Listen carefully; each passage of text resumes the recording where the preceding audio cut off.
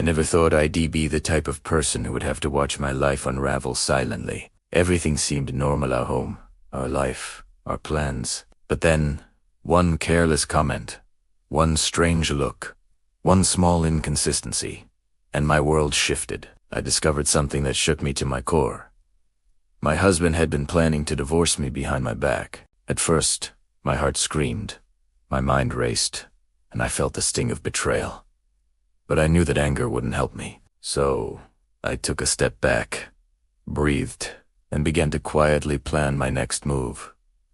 No confrontation, no shouting, just calm, careful action. In just 1 week, everything changed. What he thought would be his advantage became my silent victory. And by the end of it, I realized that sometimes heartbreak doesn't have to be loud to be powerful. It just has to be smart. I had always trusted him completely, never imagining that beneath the smiles, the ordinary conversations, and the shared routines, something could be amiss. But over time, subtle things started to make me uneasy. It wasn't one major incident, but a collection of small, almost insignificant details that didn't fit together. At first, I tried to ignore them, convincing myself that I was overthinking. Maybe I was being too sensitive, too paranoid. Yet the unease in my chest didn't fade. I noticed the way he would suddenly pick up his phone and step out of the room when I entered, pretending nothing had happened. Messages would disappear from his screen too quickly, and calls would end abruptly when I came near. It was the kind of behavior that would have seemed trivial on its own, but together, it painted a troubling picture. I also noticed changes in his tone and his expressions, fleeting moments of hesitation when he spoke to me about ordinary things. There was a subtle nervousness in his laugh, a fraction of guilt hidden behind casual words. I found myself replaying conversations in my mind, searching for clues that I hadn't recognized in real time. There were evenings when I would ask him about small matters, money, errands, plans for the weekend. He would respond vaguely or redirect the conversation, almost as if he were guarding a secret. The feeling of something hidden began to gnaw at me, and the doubt that had quietly entered my mind started to grow into something sharper, more intense. It wasn't just the way he acted. I began noticing things in our home, small financial inconsistencies,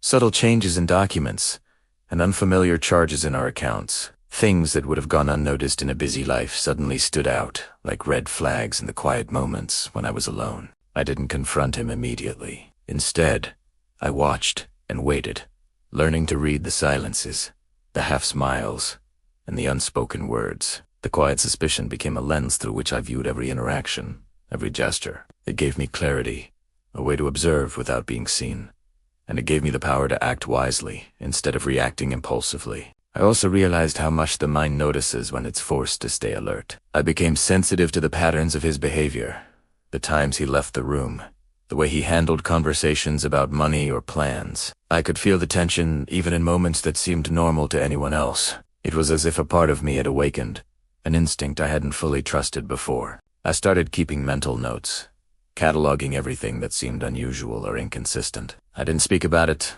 didn't accuse, because accusations without proof would only make me vulnerable. Instead, I let my quiet suspicion guide me, sharpening my awareness and preparing me for the moment when I would need to act decisively. Through it all, there was a strange mix of fear and empowerment. I felt vulnerable knowing that someone I had trusted completely might be planning to betray me, yet at the same time the very act of noticing the ability to perceive things others might miss gave me a sense of control. It reminded me that even in silence, even in heartbreak, one could gather strength, observe, and plan. The quiet suspicion before the storm wasn't just anxiety, it was preparation. It was a silent armor that allowed me to face what was coming not with desperation, but with strategy, patience, and a clear mind. In that stillness, I realized that the first step to reclaiming my life and protecting myself wasn't confrontation, it was awareness, the quiet power of seeing what others try to hide, and understanding that knowledge itself could be the greatest weapon.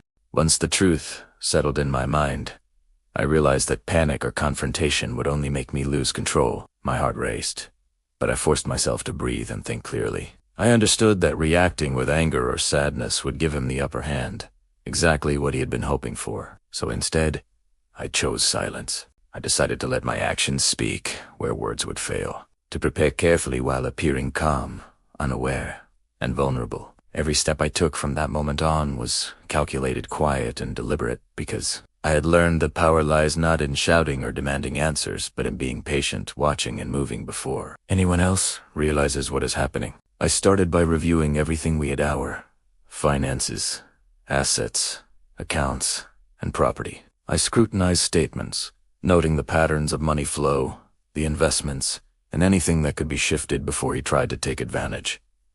I didn't rush. I moved quietly, ensuring nothing would alert him to my growing awareness. Each decision was measured, every action discreet. It was a strange sensation, feeling the weight of responsibility fall solely on my shoulders, but also exhilarating to realize that I could act in ways that would secure my future without anyone else noticing. I felt a kind of strength I had never known before, a silent confidence that only comes from preparation and understanding. At the same time, I kept up appearances, acting as if everything was normal, maintaining the routine we had always had. I smiled, I spoke casually, I laughed at his jokes, and I shared trivial details about my day, all while keeping my mind focused on my plan. He had no idea that I had already started moving assets, that I was quietly protecting what was rightfully mine. It was a delicate balance, pretending to be unaware while secretly orchestrating my strategy. Every meeting, every discussion, even casual conversations about money or life plans,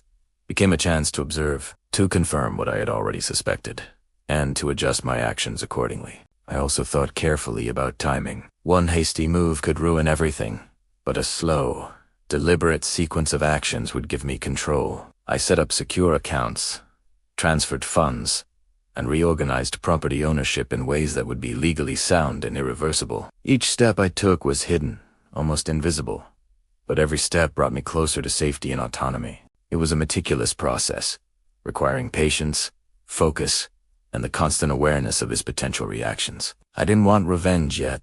I wanted security. I wanted to ensure that when the time came, the power dynamic would have shifted entirely in my favor. There was a strange sense of satisfaction in doing everything silently. He was planning betrayal, thinking he could act without consequences, while I quietly made moves that he would never see coming. The irony was subtle, but it filled me with a calm determination. I wasn't reacting emotionally. I was acting strategically. My plan wasn't about revenge, yet it was about foresight, intelligence, and control. By the time the week ended, I had safeguarded everything. What he thought would give him the advantage had already been neutralized, all through quiet, calculated effort. In those days, I discovered a hidden resilience in myself. I realized that when betrayal comes unexpectedly, the best response isn't confrontation, but preparation. The power of silence, observation, and strategic action became my strongest allies. I had learned to protect not just my assets, but my dignity, my sense of self, and my future. It was not dramatic or noisy, but every quiet step I took was a step toward reclaiming my life, ensuring that the storm he had planned would not destroy me, and that when the time came, I would emerge stronger, secure, and entirely in control. I had always believed in trust, in the bond we had built over years of marriage, but the discovery of his hidden agenda shattered that illusion completely. It started with subtle inconsistencies, offhand comments that didn't align with his usual words, hurried meetings that he could never explain, and a quiet defensiveness that crept into our conversations. At first I tried to dismiss it, telling myself that I might be imagining things, that perhaps I was reading too much into ordinary actions, but the feeling of unease refused to leave me. The more I observed, the clearer it became that something was brewing, something that involved plans I hadn't been included in. I began to notice small patterns. He was meeting people in secret, receiving calls at odd hours, and often stepping away abruptly, pretending it was just business. It was as if he was building a world I wasn't allowed to see. Then the truth hit me harder than I could have imagined. He had been planning to divorce me, and not only that, he had devised a strategy to gain the upper hand financially. He had hoped I would remain unaware, that I would continue to trust him blindly. While he prepared to claim what he wanted, the realization was like a cold wave washing over me, freezing the warmth of every shared memory. It was not just betrayal in the emotional sense. It was a calculated act, carefully designed to make me vulnerable, to take advantage of my trust. He assumed that I would be unprepared, that the power to protect myself or my future would remain in his hands. Despite the shock, I felt no immediate panic. Instead, I watched him closely, analyzing every move, every word, every gesture, looking for evidence of his plans. I discovered documents he had subtly hidden, plans to transfer assets, attempts to convince me to sign over property, and hints that he had already begun discussing terms with lawyers. Everything he had done was methodical, as if he had rehearsed this betrayal over months, even years, anticipating every possible reaction from me. The revelation made the stakes higher. It was no longer just about heartbreak. It was about safeguarding my life, my dignity, and my future from someone who had once promised to protect them. The irony was bitter, but motivating. Here he was, planning to take advantage of me, and yet he had underestimated my ability to observe, understand, and respond. I realized that his confidence, the mask of control he wore so effortlessly, could be dismantled not with anger, but with strategy. I didn't need to confront him immediately or argue over petty matters. I needed to act decisively, quietly, and in a way that would ensure his plans crumbled without him realizing it until it was too late. The fact that he had hidden his intentions made my response all the more powerful, because he believed he had all the information and I had none. I began to map out his hidden agenda in my mind, identifying the weaknesses in his plan and determining how I could secure myself before he could execute his moves. I learned to predict his actions, anticipating attempts to manipulate or control me, and I stayed one step ahead at every turn. Every secret he kept from me became an opportunity for me to act wisely. I realized that betrayal does not need to be fought with confrontation. It can be neutralized through awareness, foresight, and quiet action. The deeper I understood his hidden motives, the stronger I felt, not just because I was protecting my assets, but because I was reclaiming control of my own life in a situation where I had once been blind to the truth. The lesson was harsh but empowering. Sometimes the people you trust the most can be the ones who plan your downfall, and it is up to you to see it coming and act before it's too late. By observing silently, understanding the hidden agenda, and acting decisively, I learned that betrayal could be turned into an opportunity for empowerment. Knowledge became my shield, patience became my weapon, and his hidden agenda became the reason I could protect everything that mattered without a single dramatic confrontation, ensuring that I remained strong, safe, and entirely in control. By the time I had quietly secured my assets and reorganized everything, the dynamic in our marriage had shifted completely, though he had no idea. He had been confident, certain that his secret plans would allow him to take control and leave me powerless. He imagined that I would react with shock, desperation, or even plead for fairness, and in that imagined chaos, he would hold the upper hand. But he had underestimated my ability to remain composed, to act strategically, and to quietly reclaim the power that he thought was slipping from his fingers. The moment of reversal did not come with shouting or confrontation. It came silently, subtly, in the knowledge that I had already won before he even realized the game had changed. The change in power was not immediate in a visible sense, but I could sense it in his behavior. His confidence wavered. Though he tried to mask it, there were subtle signs the way. He paused before speaking about finances. The nervous glance when he thought I wasn't noticing. The brief hesitation in conversations that once flowed naturally. He had assumed that his plans would be executed smoothly, that I would remain unaware until it was too late. Instead, he found himself facing a reality he hadn't prepared for, a reality where the control he thought he had was already lost. It was a strange feeling. His quiet triumph. I didn't need to rub it in to make him feel shame. The reversal of power spoke for itself. Every action he had planned, every expectation of dominance, had been quietly neutralized. I had acted calmly, intelligently, and with precision. The silent plan I had put into motion had taken effect, leaving him powerless in the very situation he had hoped to control. It was a lesson in restraint as much as it was a lesson in strategy. The strongest victories are not loud. They are deliberate, invisible, and decisive. As the days went on, I noticed subtle changes in our interactions. He tried to regain his composure, to act as if nothing had changed. But there was an unmistakable tension beneath the surface. He had expected to manipulate, to dominate, and to dictate the course of events. But instead, he encountered someone who had quietly rewritten the rules. The reversal of power did not require confrontation or drama. It existed in the calm assurance I carried in the careful measures I had taken, and in the quiet knowledge that I had already protected everything he thought he could control. The irony of the situation was deeply satisfying. He had believed in his secrecy and his cleverness, Yet he had not considered my ability to see the patterns, to act before being provoked, and to reclaim my life without a single emotional outburst. I had taken what he assumed was his advantage and turned it into my shield, and in doing so, the balance of power had shifted completely. The quiet, steady steps I had taken to secure myself became a lesson in empowerment, that the person who remains calm, aware, and strategic often holds far more influence than the one who believes that dominance comes from planning or manipulation. The reversal of power was subtle, almost invisible to anyone but me, yet it was absolute. It was not about humiliation or revenge for its own sake. It was about reclaiming control over my life and my future. By the time he realized what had happened, it was already too late. Every action he had hoped would give him authority was neutralized, and I had emerged stronger, confident, and entirely in command of my own destiny.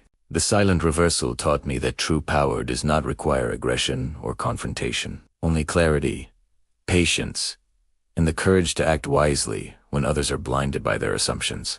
After the silent shifts, the quiet actions, and the careful protection of everything that mattered to me, the final realization of what I had accomplished began to sink in. It wasn't a dramatic confrontation or an outburst of revenge that marked the end. It was the profound sense of empowerment and clarity that came from knowing I had acted wisely, strategically, and with composure. The heartbreak that had once threatened to consume me was replaced by a calm confidence, a knowledge that I had taken control of my life in the only way that truly mattered, silently, without losing my dignity, and without stooping to the level of deceit that had been aimed at me. There was a strange sweetness in this quiet victory, a lesson that true strength often resides in patience, observation, and thoughtful action rather than in shouting, pleading, or attempting to force outcomes. I reflected on the emotional journey, the way my mind had oscillated between shock, pain, and doubt.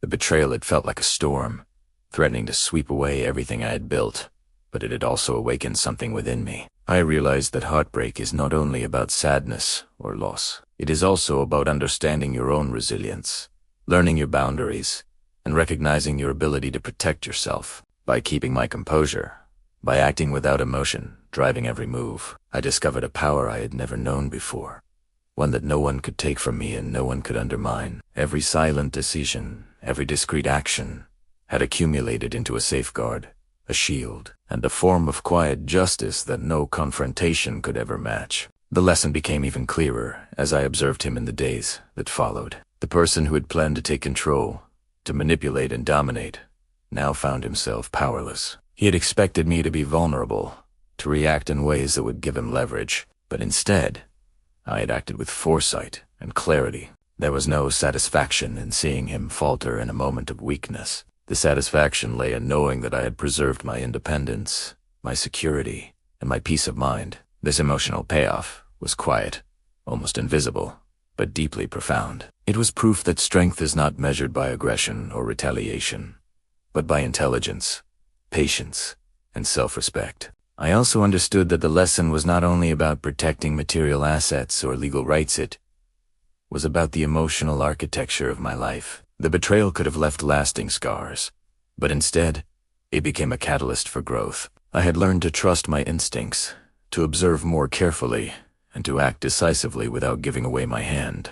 The heartbreak that once threatened to overwhelm me was transformed into a tool, a teacher that showed me how to navigate life with intelligence, composure, and dignity. Every subtle decision, every quiet step, became a reinforcement of my own resilience. In the end, I realized that silent heartbreak and quiet action have a power all their own.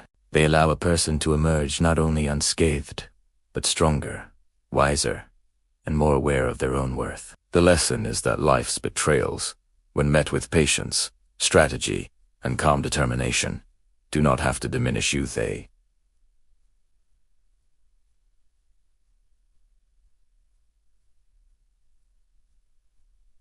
do not. By the time the week had passed, I felt an unshakable confidence in myself, a reassurance that no one else could dictate the course of my life, and a profound understanding of the strength that comes from acting with purpose rather than emotion. The emotional payoff was complete in its subtlety. I did not need to humiliate or confront him. My actions had already spoken volumes. The lesson, silently learned and silently executed, became the foundation of a life I could reclaim fully, one step at a time, with courage, intelligence, and unwavering so. The heartbreak had passed, but the empowerment, clarity, and wisdom it brought would remain forever. Life sometimes forces us to face betrayal when we least expect it, and the pain can feel unbearable. But it's not the heartbreak itself that defines us, it's how we respond to it. I learned that silent observation, careful planning, and quiet action can be more powerful than anger, confrontation, or revenge that shouts for attention. By staying calm, protecting myself, and acting with foresight, I reclaimed not just my assets, but my dignity, my confidence, and my sense of control. The real lesson is that strength doesn't always roar. Sometimes it whispers through patience, resilience, and intelligence. True power comes from knowing your worth, seeing what others try to hide, and moving strategically while the world assumes you are unaware. Heartbreak can be devastating, but it can also be transformative, teaching you to rise above betrayal, secure your future, and emerge stronger than before. In the end, the victory isn't in the drama, it's in the quiet triumph, the subtle reversal of power, and the knowledge that even when others plan against you, you have the ability to protect yourself and rebuild your life, wiser and more empowered than ever.